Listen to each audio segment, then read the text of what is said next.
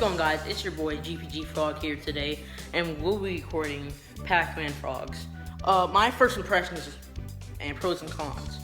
So if you see me looking down, I'll be looking at some notes I took, which I usually never take notes. I mean, on my other YouTube accounts, which I'm not going to tell you about because those are complete fails. But I have notes here, and I would just want to look down and like stuff I want to touch base on with you guys. So, the first thing I want to touch base with you on is your expectations. You wouldn't really expect much. You're getting a frog that is not like any normal frog where it sticks to the side of the wall or it's supposed to be up high. If you get a terrarium that is up high, you're gonna want to think about selling it to a pawn shop because you're gonna need some money if you really want to handle these types of animals. So your first expense is probably going to get its soil. Like that would be my first thing. So it actually has something to stand upon and hop around in. That Pac-Man frogs bury themselves deep under the soil. I'm getting myself all messed up, and I'm not sure why I'm saying soil. It's substrate. They bury themselves under the substrate and like sit there for hours on end. And when food passes by, they'll just chomp upon that food like it's nothing. So my Pac-Man frog's personal name is Rocker. And he was about $15 at PetSmart, which I don't suggest you go to PetSmart or Petco. I suggest you go to a nearby breeder, or if you really want to, online, which I would not do because doing it online, I just don't trust if UPS comes throwing a package on the ground and messing everything up. The next expense is probably gonna you want to invest in is a water bowl, or actually forget that, scratch that. The next expense is probably gonna be a some sort of terrarium. My personal terrarium is a bin because it's just super easy and cheap. I can find it anywhere for like $3, especially at Dollar General. If you really wanted to, and you wanted to see your frog perfectly without having to lift the lid off the bin, you'd probably want to go for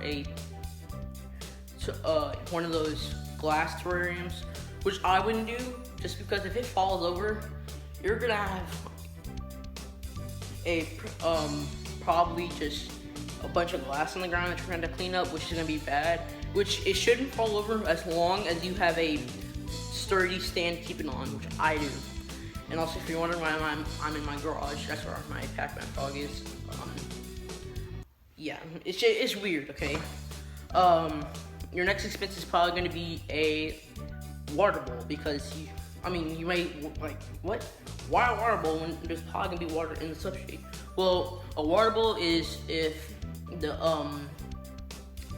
your Pac-Man frog gets like thirsty or something, so they drink through the skin. Like if they get like pretty thirsty, you're gonna need something that they want to soak in and get their whole body wet if like they're pretty thirsty.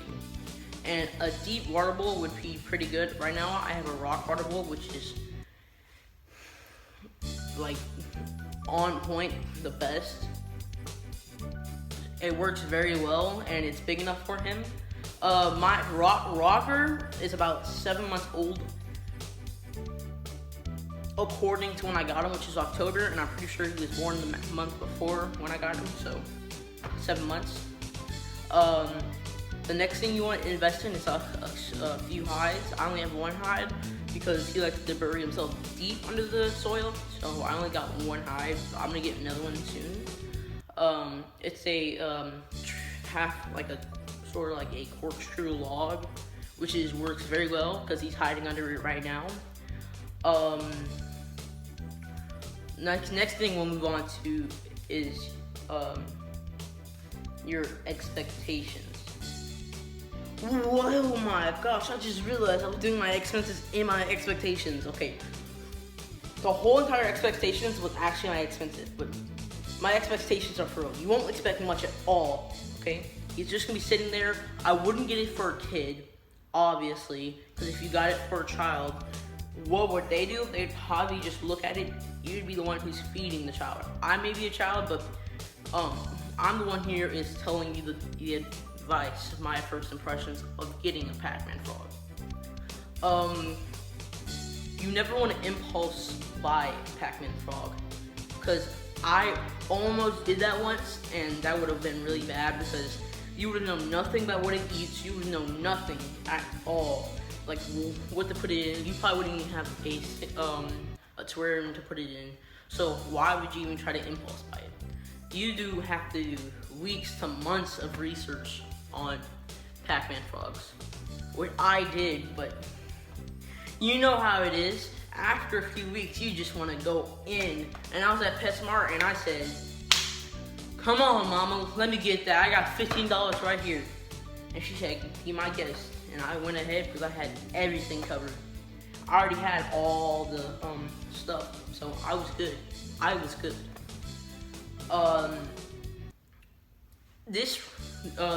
The animal is supposed to be very easy to maintain, so really, you really don't have to do all the extra stuff to keep it alive.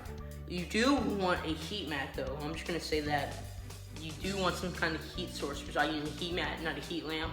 Which I should use a heat lamp so it gets a sense of day and night, which I don't, but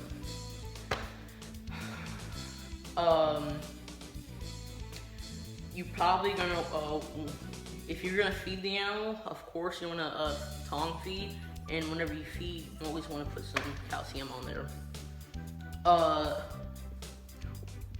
As I said before, if where you're gonna buy it at is either at a pet store for $15. I suggest PetSmart because Petco be dirty sometimes.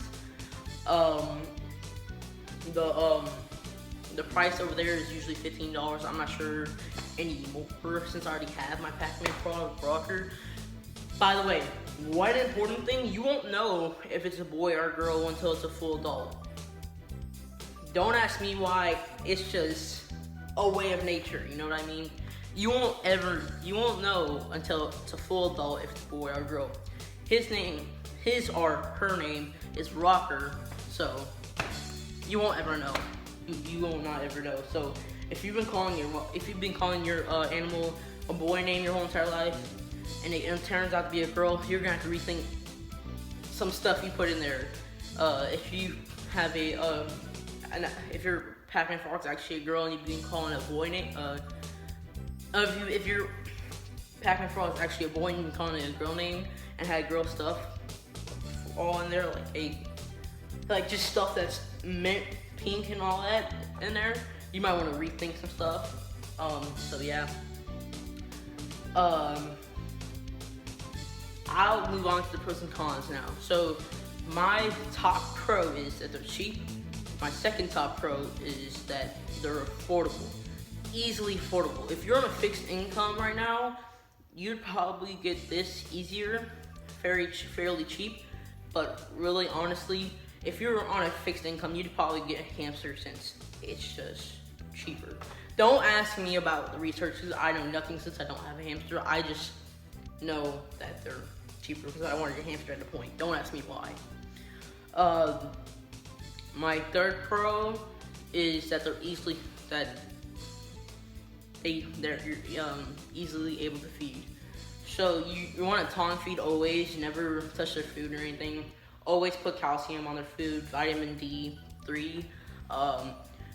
Mealworms, you don't want to feed that too often. If you have mealworms, you want to feed more of crickets and night crawlers a lot. Mealworms are hard for them to digest. And as a juvenile baby, I would not feed pinkies at all because pinky mice are hard to digest like mealworms and they're fattening. And I know what you're thinking, like a Pac-Man frog, right? Why would you want it to have proteins on that? So you can have so that man's can have a long life and you guys can live till you're 80. which he probably won't live. The frog will probably not live that long. But hey, who's ever stopping it? A few of my cons: don't impulse buy because you will mess up. Another con: you can't touch it. Obviously, I'm not sure why I think about that. You cannot touch an animal, an amphibian, any amphibian, except for toads. Really, if we're talking. You cannot touch any actually. I don't know, because I don't know if toads drink through their skin or their mouths. I'm not sure, because I had a toad once, and I didn't even know if it drank through its mouth and skin, or yeah, if it drank through its mouth or skin. So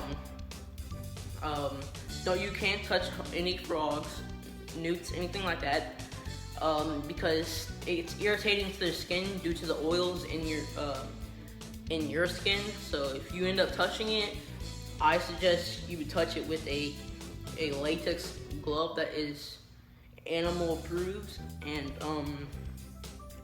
if you don't have any of those, scoop up a layer of dirt under your hand, but just don't touch it at all. Just don't even worry about touching it. You only touch it if it's like trying to clean the tank or medical purposes. Also, medically, you always want to invest in a medical plan. If you don't have a medical plan, then it's like, where have you been since poachers were around? Like, you need to have a medical plan, so if your frog ends up sick, or in some cases their butt falls off, you need a medical plan. You need insurance, so you don't have to pay $2,000 or $100 for something that's probably really small and minor, that it shouldn't affect your money that much. It does. That's a con right there. I'm just gonna say that's a con. You need a medical plan for all animals, which it shouldn't be a con for me, but it is for me because I don't want to have a medical plan. Another con for me is traveling. If you want to travel, you're always gonna have a pet sitter, or you want to put it in just someplace where someone's gonna take care of it. You could either give it to a friend that you know has training, or you train them in taking care of your frog, or you want to give it to a very trained pet sitter that will take your frog in and do what you can't do while you're out traveling, since really frogs are not equipped for traveling. Just frogs mainly are equipped for traveling. Next thing that I want to touch base on is morphs. I want to touch base on morphs. I had to look at my frog to think about that, but I wanted to touch base on morphs. I don't know too much about morphs, but there's the most common one, which is green with these little brown spots. And then they got albino, which is like the only two I really know, because I don't know how these breeders be out here making all these morphs. But I only know the natural, their normal color, and albino. Which albino I really wanted because it's like yellow and all that, but I'm okay with Rocker here. Rocker is my man. Like, he's my right hand man.